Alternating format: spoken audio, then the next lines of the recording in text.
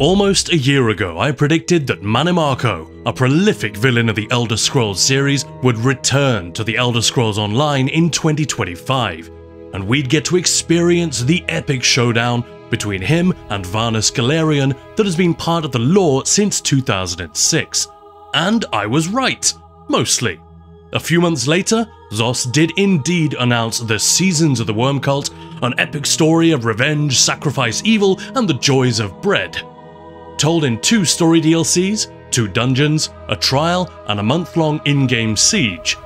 It amounts to a pretty hefty chunk of story, split across various types of gameplay, with some bits definitely more popular than others, and with some now gone from the game. So I thought it'd be cool to recap everything that happened, what came before, and put it all in context, all in one place, technically 2 videos, but whatever. For anyone who might have missed or forgotten parts of the story, the players who don't do every type of content, or just for Elder Scrolls fans who may not play ESO but are interested in knowing what happened. Hello, this is Khan, you're watching Ninja Pulls. Thank you for being here, and thank you to Bethesda UK for sponsoring this video. If you want a reminder of Mannimarco's story, both long before and long after these events, watch this video about his origins and history in the Elder Scrolls timeline. Short version? Long ago, Mannimarco and Varnus Galerion were both brilliant students of magic at the Psijic Order. Initially friends, they disagreed over the ethics of necromancy and became rivals and eventually enemies. Mannimarco was thrown out for murdering fellow students and experimenting on their corpses. But because the Psijics did nothing to actually stop him, Varnus also quit the Order to create his own Mages Guild to counter the influence of necromancy in Tamriel. 250 years later came the events of ESO's base game story and Mannimarco's legendary scheme to take the Ruby Throne, sacrifice all of Nirn to Molag Bal, and then use the Amulet of Kings to trap Molag Bal and turn himself into a god. In the Elder Scrolls Online, you start your adventure as a relative nobody who is sacrificed by Mannimarco in the opening cutscene, but who then becomes the Vestige, a figure foretold in the Elder Scrolls, destined to foil Mannimarco's scheme and Molag Bal's invasion. And although Molag Bal is very much presented as the main threat, and the story concludes with his defeat, in many ways it's the Worm Cult that take top billing as you play through the game's main story. Because while the Plane Meld was underway, and Mannimarco was establishing his seat of power in the Imperial City, disposing of his new puppet Empress and plotting to overthrow his Daedric master, his servants were busy committing unspeakable acts all over Tamriel. To mention just a few. In Valenwood, they invaded Treehenge, a sacred grove where the Bosmer bury their green ladies after death. The worms arrived with fire, tortured the Spriggans guarding the grove, then dug up, corrupted, and attempted to resurrect the dead women, and see if the force of nature that had inhabited them during life could be hijacked. They also defiled the ancient burial site at Ooze, reawakening the Oathbreakers and again torturing and trying to enslave their spirits to see if they could create an army of shapeshifters, whilst also casually murdering one of the spinners and turning her into a lich. In Black Marsh, the Worm Cult terrorized Stillrise Village and threatened everyone in it with slavery because they learned the entire village was locked in undeath due to an ancient Daedric pact. And in Skyrim, one of their leaders, Thalic Wormfather, broke into the tomb of Sin Mur, a giant chief killed by Isgramor ages ago, and reanimated the giant, sending him to smash half of Riften and the surrounding countryside in a bloody rampage. That's just a few examples of the horrendous acts the Worm Cult committed all over Tamriel, to spread despair and fool around with any means to gain a little more power. Their calling card was cruelty and violation. No transgression was too evil or too barbaric. These guys would do literally anything if it might grant them a scrap of power or influence. And this perfectly mirrors Mannimarco himself, who, let's remember, sold out his entire world just so he could ascend a little higher. His servants embody the same attitude, just on a more petty level. It's not clear what they expected to gain from these atrocities, or why there are so many recruits willing to go along with the worm cult. But evidence suggests a combination of threats, lies, and the promise of great power if they obeyed and followed that example. The point is, these guys are a huge problem for the people of Tamriel, and it is great news when the cult gets more or less stamped out after the plane meld is stopped and Manamako is killed and his soul imprisoned in Cold Harbor. The Daedric Prince Meridia was a crucial ally in this fight, and even the Divines themselves also intervened, empowering the Vestige so they could confront Molag Bal directly and give him such a pummeling that he's out of the action for a long time. With no Manamako and no Molag Bal to lead them, the worm cult disappears.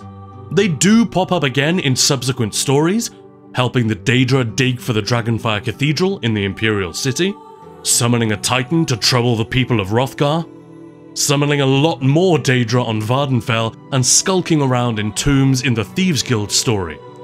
But the further we get from the plane meld story, the more the worms become relegated to the status of ambient enemies, more of a nuisance than a serious threat. In the Markarth story, we also learn about Manamako's early experiments with sending parts of Tamriel to Cold Harbor, but that's all in the past. The only other glimpse of the worm cult we get after their great defeat occurs in Elsewhere.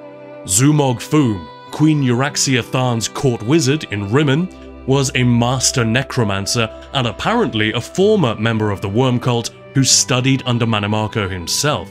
It seems clear that many of Foom's army of Gravecallers were also former members, since many of them are wearing worm cult gear. But here they are very much serving the Euraxian agenda rather than their own. We now know that the worm cult did not disappear, but that Manamako had even made contingency plans in the event of his defeat. This is perfectly consistent with his character, as Manamako is repeatedly shown to be diabolically brilliant. In his patient and skillful manipulation of rulers and politicians, for example. An investigation by Razum Dar reveals that Manamako's nephew, known as Wormblood, was long ago anointed as his successor and tasked with establishing a secret worm nest on Solstice, building back the cult's power in secret until they were ready to take revenge on Tamriel. And that brings us up to date with the latest story. And obviously that means potential spoilers ahead from now on, but I'm going to put these events and characters into context rather than just restating the material. I don't think it'll take much away from the in-game experience. In fact, you might even get a lot more out of the Solstice story after refreshing all of these connections. Up to you. The prologue begins with Prince Azar asking for our help. Azar is the son of King Faharajad of Sentinel, and he already helped us put down the Withered Hand, another necromantic cult, in the Alekir Desert. He did not take part in the assault on Cold Harbor, but since then his father has sent him to study with the Fighters Guild under Guildmaster Merrick. And when he finds you, Azar is deeply troubled by recent attacks, which have left entire guild halls slaughtered, plus the fact that Merrick has gone missing. We haven't been looking for Merrick long when we meet Skordo the Knife, also a recurring character from the Daggerfall Covenant storyline. We first meet him locked up half naked in a cell in Shornhelm, and he fights alongside us in Rivenspire, joins the Fighters Guild to see the world, just in time to be stationed on the island of Sturk for the Alliance war negotiations and the subsequent invasion of Cold Harbor. We team up with him there to fight our way out of the Tower of Lies and assault the Endless Stair to stop the plane meld. He appears again in Hrothgar, where he's still lamenting the loss of his friend Darian in Cold Harbor, and again in Southern Elsewhere, where we rescue him and his Alfiq admirer from a kidnapping ring. And he's there at the ceremony where Queen Chimera celebrates us and the Dragon Guard. This guy gets around, and although he characterizes himself as just a simple soldier, he's been kind of a big player in world events, and he's going to be with us for much of the coming story. With Skordo's help, you discover that the Worm Cult is behind these latest attacks, with Daedra stealing the appearance of high-ranking members to infiltrate and murder local mages and fighters guild halls. and we learn that Merrick was onto them. We finally catch up with Merrick just in time to find the Shornhelm Fighters Guildhall slaughtered, and to see Merrick himself killed by an exploding Soul Reaper. At this point, Varnus Galerion and Gabriel Benele also join the story. Varnus hardly needs an introduction, one of the greatest mages in the history of Tamriel, the founder of the Mages Guild, Manimarco's arch-rival, and a key figure in stopping the plane meld, even if we did have to rescue him from the Black Forge. Gabrielle is also a pretty major figure. We meet her in Glenumbra, Alikir, and Bankurai, where her magic is instrumental in protecting Covenant interests. And as a member of the Mages Guild, she is also part of the invasion of Cold Harbor. She also has a complicated history with Darian Gautier, whom she has known since he first joined the Lion Guard. She calls him a shameless flirt, but with the heart of a hero, and admits that she developed an affection for him in all their adventures together, and that her mockery and his flirting may have become a mask for something more real between them.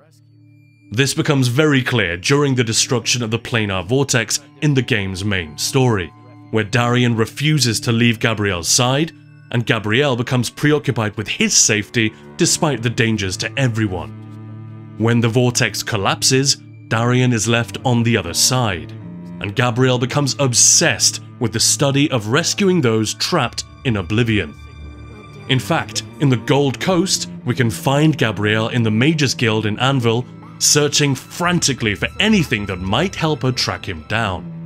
And if we have already played Hrothgar and found the note sent by Darian from the other side, we can tell her about it, and she'll be delighted to have a new lead on where to look for him. And again, when Gabrielle appears in Solitude at the Antiquarian Circle, if we have already played Somerset and met Darian again during that story, we can tell her about this, and she will be deeply disappointed that she did not get to see him, or that he was not able to escape from Oblivion permanently, and she restates her determination to find a way to get him back, somehow. So this very chaste story of love unfulfilled has been quietly popping up in the background of ESO's narratives for over a decade, and it's worth recapping because it becomes quite important in this latest story as well. For now, it just feels good to be back in the company of these characters and see them interact with one another. Next, we investigate a worm nest with Varnus and Skordo, during which we learn that the Soul Reapers were already being developed during the plane meld. These are devices which could be deployed anywhere in the world to harvest souls and propel them to a remote location. These contraptions have now been improved and manufactured in sufficient numbers to start appearing throughout the world. This mission ends with a trap to capture Varnus Galerion, but before he's sucked into the portal, he throws us his staff and demands we protect it. Gabrielle takes it for safekeeping. This prologue continues with Prince Azar and Gabriel Benele as the new leaders of the Fighters and Mages Guilds, respectively, and with the defense of the Earthforge against an assault from the Worm Cult, where we kill Mizama the Harvester. And the prologue ends with a second meeting of the three alliances on Sturk, another callback to the base game. All three parties agree that these latest attacks warrant collective action, and just to up the tension, an apparition of Varnus appears via his staff, to warn us that the Soul Reapers are just the beginning, and that the Worm Cult is preparing a devastating attack from their hidden stronghold on Solstice, setting the stage for the Western Solstice storyline.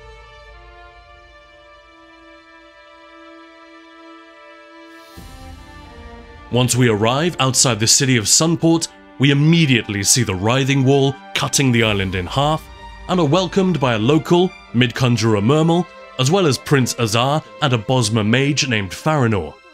Azar is pleased to see us, and seems to already have grown into his role as Guildmaster. He has fully established the Sturk Fellowship as a fighting force, and set up a base for them on Solstice, but they have already met resistance, and Azar has sent for reinforcements and alliance representatives, the first of which are about to arrive. Unfortunately, Farinor reveals herself to be a Worm Cult double agent and sabotages the portal, aiming to kill everyone inside. Mermal just about manages to salvage the spell and prevent this, so the representatives are not killed, but scattered across the island. Finding them becomes our first task. We find the Covenant representative, Scordo the Knife, in an abandoned hut right next to the Writhing Wall, where we get a closer look at this new dark magic and learn about an important shipment the worms are expecting.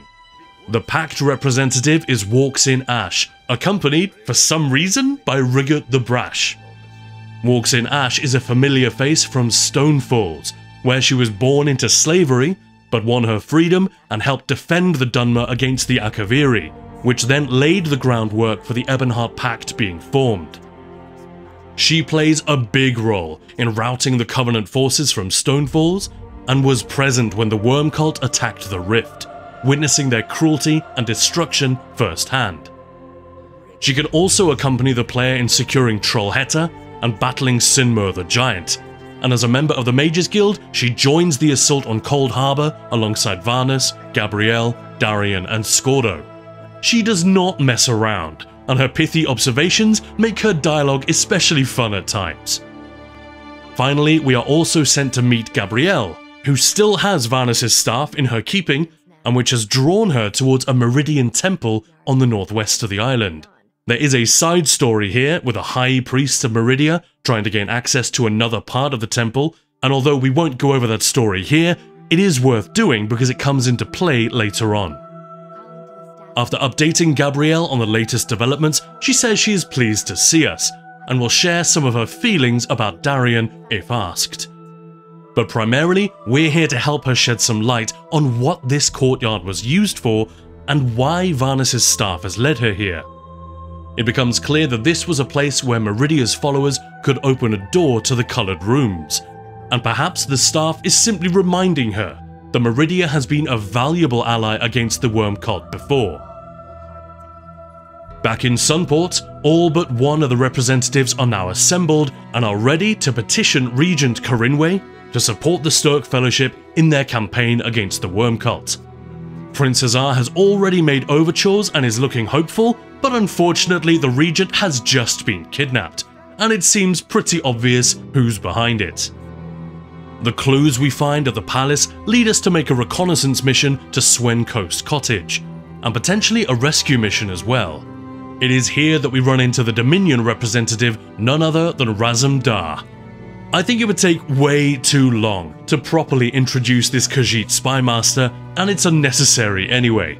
He's one of the most recurring and most beloved characters in the Elder Scrolls Online, figuring prominently throughout the Dominion storyline, as well as the Gold Coast, Somerset, Elsewhere and High Isle.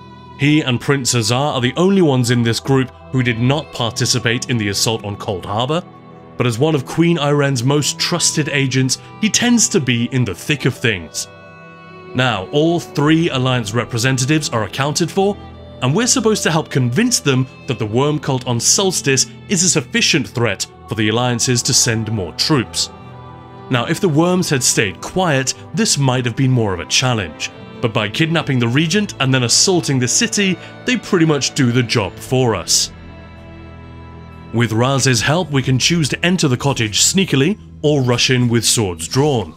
Either way, we find the Regent alive and well, but she warns of an imminent and deadly attack on Sunport's Palace District, so we hurry back to Prince Azar, leaving Raz to escort the Regent and work his charms on her. Returning to the city, we find the attack already underway, but the Fellowship has learned of a secret tunnel into the Palace District, which they can use to strike back. We find the Palace District in flames, filled with dead bodies and Worm Cult barricades. We also catch sight of Farinor addressing a projection of worm blood and something about a gift of death, but we cannot get to them yet.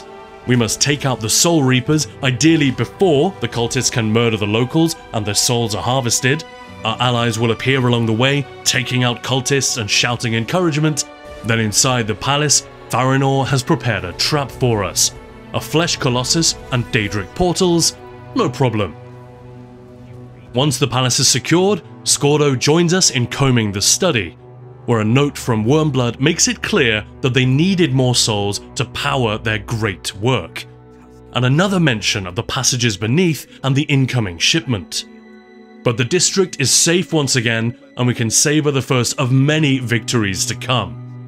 In moments like this, where all the cast of characters is gathered together, they will often have side remarks that add a little extra flavour and character to the narrative, if we talk to them individually. The attention of the Stirk Fellowship now turns towards the Gift of Death and the passages beneath, and together with Walks in Ash, we are sent to investigate the latter. Fortunately, Walks in Ash cold-cocked one of the worm cultists during the latest assault, and now that the prisoner is awake, it doesn't take much reverse psychology for him to fold and tell us exactly where these passages are.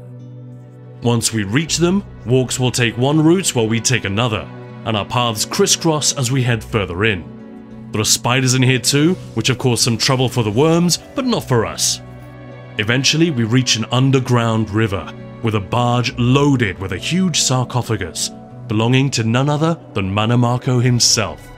The worm cult must have retrieved his body after we killed him at Sancre-Tor, and getting it here is clearly an important part of Wormblood's plan.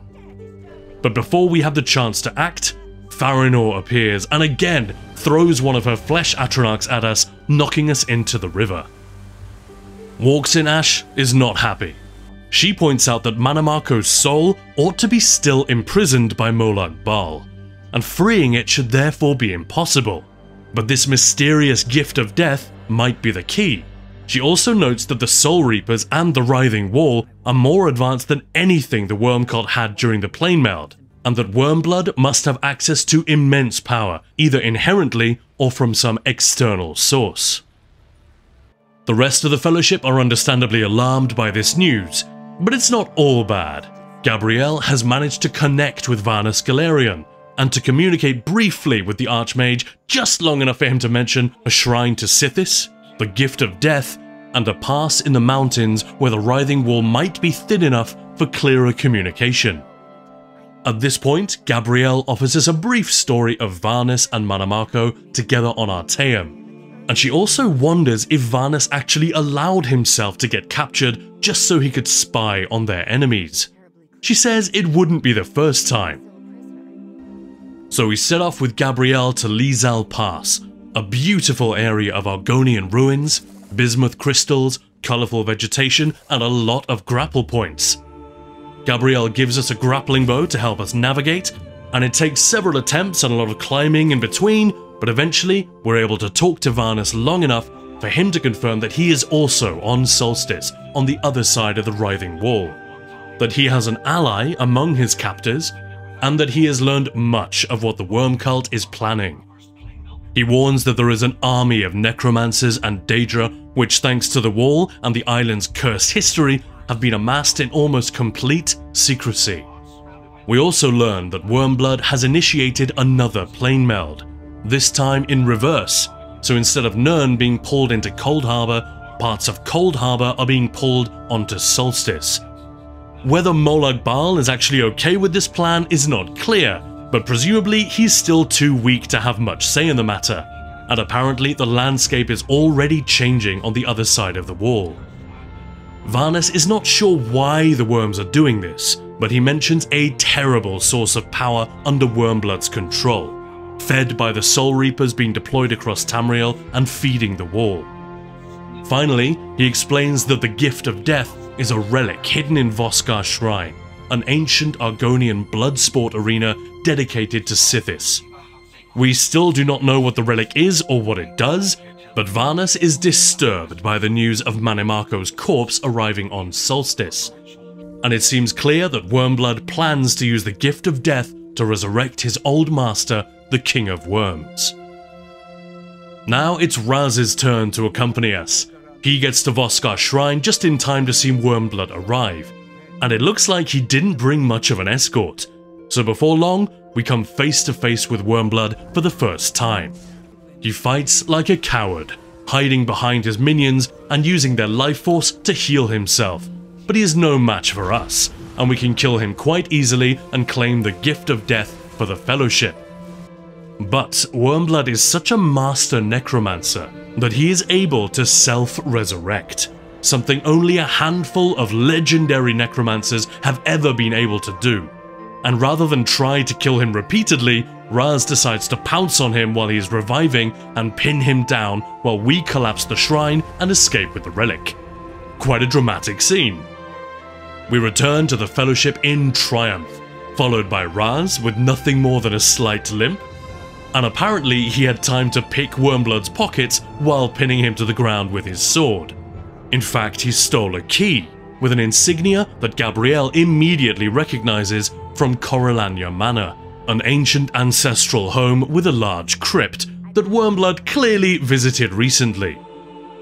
This will be the last piece of the puzzle, and this time it's Scordo who joins us, although he's not thrilled to be nosing around a dusty old tomb. He's also uneasy about keeping the Gift of Death, suggesting that maybe we ought to destroy it rather than study it. Anything the Worm Cult wants so badly can't be anything good, but he's come to trust Prince Azar's leadership. Deep inside the Corellania crypt, we discover a tomb that has recently been interfered with, and breaking the Worm Cult's barriers lets us talk to the ghost of Arvaril, who was alive when the Gift of Death was last seen. He explained that the Corellania elves discovered the Gift of Death when their explorers plundered the Daedric ruins on Solstice long ago, when they still ruled in Hammerfell before the Redguards came and drove them out from that province. This prized relic had the power to bestow a life for a life. It could be used to bring someone back to life, if somebody else willingly gave up their life in exchange. He also claims that Mannimarco would need this Gift of Death to gain full control of his source of power in the east, a place called Mor Naril. This is a crucial part of Corellania history, which is recounted elsewhere in the Solstice story, and specifically in books written by Regent Corinwe herself about her ancestors. Arvaril, whose ghost we are talking to, was cousin and advisor to Kinlord Istamil, a tyrant who killed his own brother and ignited a civil war on Solstice. And when the war did not go Istamil's way, he retreated to the dark fortress of Mor Naril in the east, and there sought the patronage of Molag Bal to crush his enemies. Terrible Daedric monsters and foul necromancy were unleashed on those who opposed the Kinlord. It was Vinutilmo Corellania, another cousin, who petitioned Azura, Meridia and Nocturnal to help defeat Istamil and Molag Bal. Vinutilmo assaulted the fortress of Mor Naril, killed Kinlord Istamil in the Temple of the Final Dark, then sealed the gates and left it abandoned. He also chose the title of Regent rather than Kinlord, a tradition which has held ever since, and the Vinutilmo Palace in Sunport was named after him. Meanwhile, the elves who had survived the civil war were so disturbed by their society's slide back into necromancy and Daedra worship that they asked the death dancers of the local Argonian tribes to hide the Gift of Death from them forever. But Arvaril was unrepentant and remained loyal to his Daedra worshipping Kinlord, and he yearned for the old ways. He spent his life trying to find the relic, and although he did eventually discover its location, he died before he could retrieve it. We only hear the short version from the ghost, but now we have all the facts we need. We know what the Gift of Death is for, and we know the cursed temple at Mor Naril is the source of Wormblood's power on Solstice. And with that, we can remove the worm's ghost-welled crystal to release Arvaril's spirit and head back to Sunport with what we've learned. Now Azar decides it's time to seize the initiative. Since Wormblood wants the Gift of Death so badly, we can propose to trade it for Varnus Galerian's release, sort of a relics for hostages plan, to lure Wormblood into a trap. Gabrielle suggests the Broken Light Temple to Meridia as the perfect location, the courtyard where we met her after arriving on Solstice. By using the old ritual and sending Wormblood into the coloured rooms, it should sever his connection to Mor Naril and make him much more vulnerable. What is more, we can now communicate with Wormblood directly thanks to his ghost-welled crystal that we just took from the crypt. This is a fun conversation.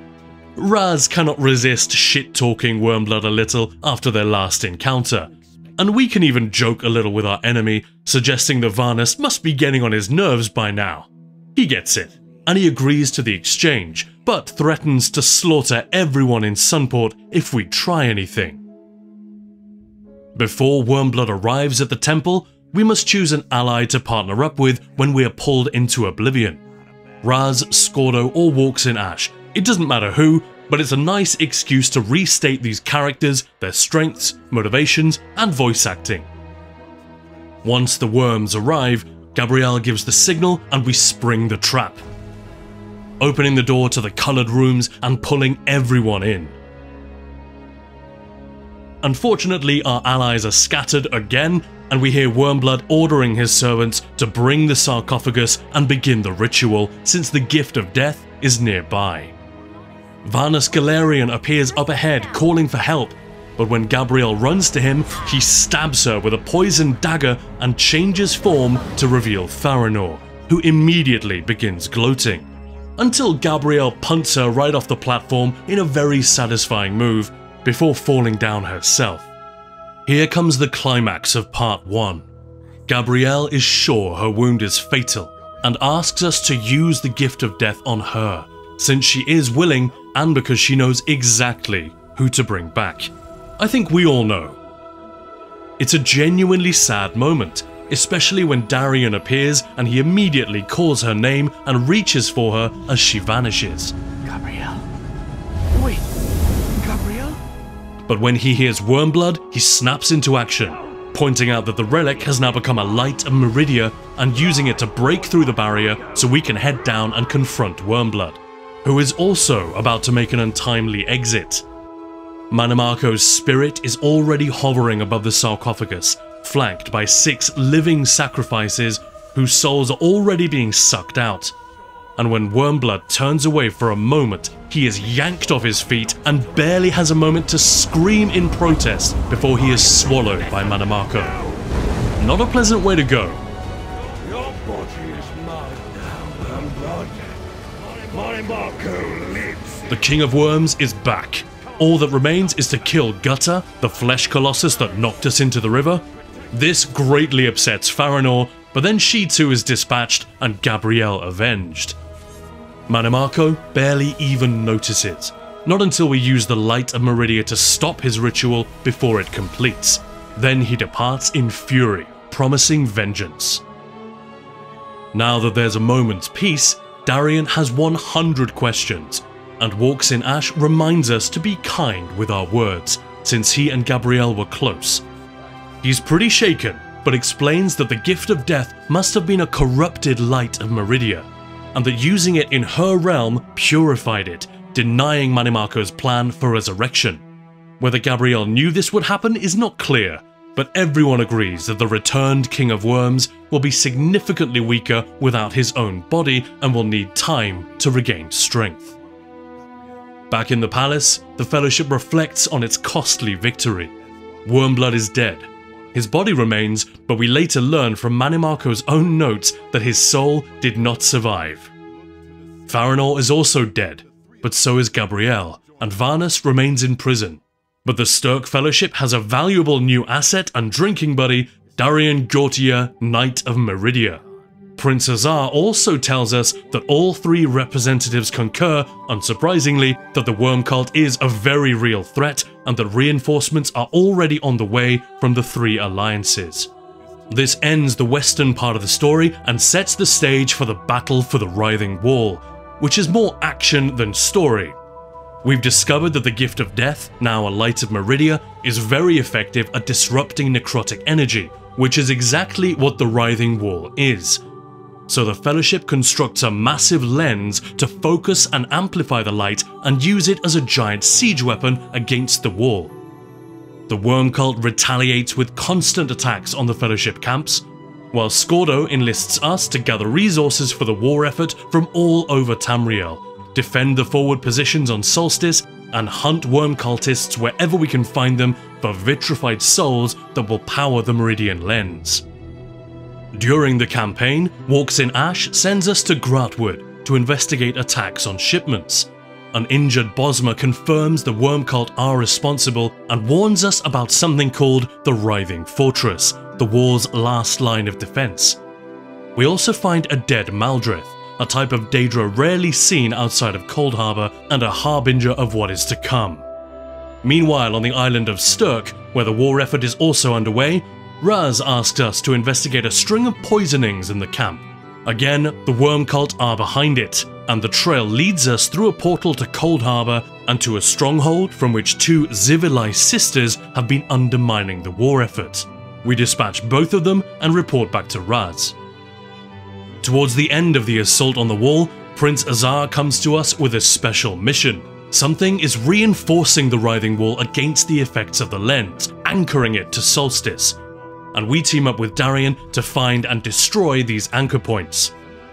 He gets a little wistful going through Gabrielle's notes and gives us a chance to reminisce about our past adventures together. He's not sure how to feel about it all, but ultimately he's glad to be back and looking forward to a nice loaf of bread. Darian's connection to Meridia lets him sense necromantic energy, and he quickly reveals the magical binding chains shoring up the wall, leading to two hidden anchor shrines in the north and south, both of which we destroy. Back at the camp, the wall is visibly weakening, triggering a landslide on the mountainside and opening up a passage near the base of the wall. Prince Azar suggests we investigate, and sure enough, we find an underground Daedric ruin, the subterranean foundation of the wall, and Manamako himself pouring souls into it from Mornaril. We cut down the cultists and the Maldrith easily enough, but Darian rushes in to break the shield around the altar and gets the light of Meridia siphoned right out of him by Manamako, who gloats that we've conveniently brought him exactly what he needed. He then retreats to the other side of the wall. Having the light ripped from him is a wound that Darian is going to struggle with for some time, but physically he's fine, and he will insist that we hurry back to Prince Azar and report our success. And now, following up on our previous report on this writhing fortress, the Fellowship has opened a rift at the base of the wall, the portal into the fortress guarding the Soulspire core, the power source for the Writhing Wall. Prince Azar, Skordo, Raz, Walks in Ash, Mid-Conjurer Murmel, and Keshu the Blackfin, the governor of Gideon herself, all accompany us into the fortress, along with many other allies from the Sturk Fellowship. We battle our way to the Soulspire, first defeating two gigantic Daedric Guardians, the Harvester, Gufatares in the west, whom we bombard with the Worm Cult's own siege engines, aided by Azar, Skordo and Walks, and the Bone Colossus Gauztul the Terror in the east, by destroying his Crystal Wards and Zivkin champions, aided by Raz and Murmel. Once both Guardians are down, we advance on the Soulspire itself and the final Guardian, Zyzax the Titan, an awe-inspiring enemy, if not particularly smart. Gabrielle's grappling bow and the Worm Cult's own siege engines once again prove instrumental in evading his attacks and defeating him, at which point the Soulspire is left unguarded and we enter the very heart of the fortress, to behold an enormous crystal monolith surrounded by Daedric architecture and tentacular root-like growths, funneling abducted souls to power the wall. We remove the core and destroy it, cutting off the power source to the wall. Walks in Ash opens a portal back to the camp, and the wall is still up, but now that we have stormed the fortress and destroyed Manamako's altar at the wall's foundation, it is vulnerable to attack. Prince Azar asks us to activate the Meridian Lens one more time.